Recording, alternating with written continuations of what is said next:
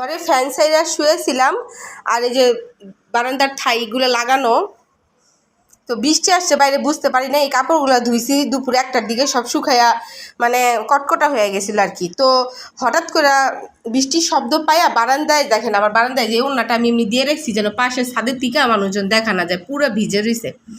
তো এই যে দেখেন পুরো আমার বারান্দা কিন্তু ভিজে গেছে, পুরো ভিজে গেছে। যে থাইটা দেখেন, থাইয়ের কত পর্যন্ত পানি আসছে, এমন বৃষ্টি নামছে। আপনাদের একটু দেখাই, এই যে আমি বারান্দাটা খুলছি, এই দেখেন বারান্দা কিন্তু পুরো, এই যে দেখেন পানি দিয়ে ভিজা, এই যে দেখেন পুরা পানি দিয়ে ভিজা, এমন বৃষ্টি আসছে।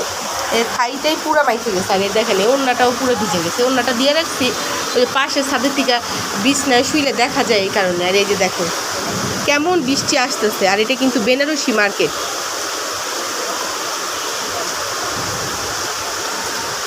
কার কার এখানে বৃষ্টি হইতেছে কমেন্টে অবশ্যই জানাবেন।